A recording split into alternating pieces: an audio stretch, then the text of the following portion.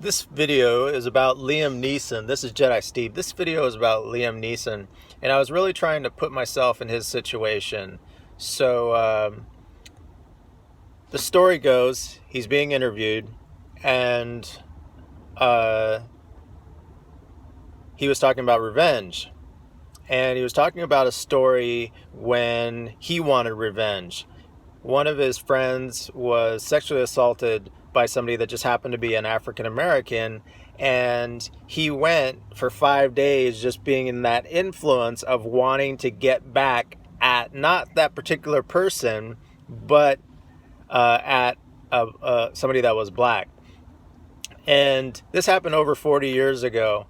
And I identified with what was going on with him, because I remember at a time that I was at a seminar with like 2,500 people in a room, and this guy who happened to be white grabbed my fiance at the time, and he had glasses on.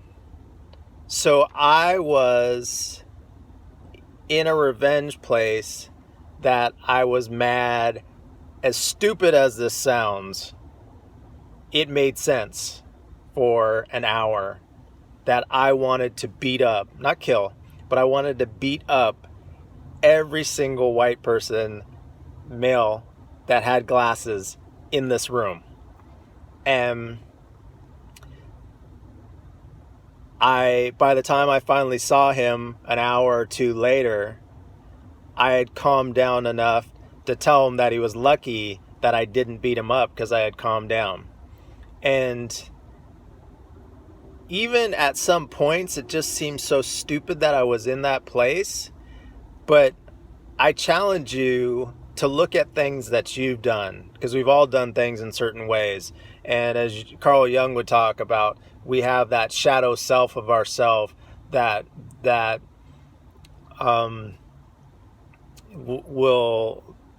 we don't like to look at. But to truly heal, you have to look at those different parts of you. So also John, the guy on the Beatles, John Lennon talked about how we all have Hitler and Christ in us. So I challenge you to look at different parts of your life and understand that he was looking at this like he was in that revenge and it was something wrong. Liam Neeson, going back to that. And we have to focus on that. We have to focus on identifying of how we may be like that, so we can heal humanity and we can heal all of us, instead of just attacking imperfections in society, because that's what ultimately causes that, and that's what separates us instead of brings us together.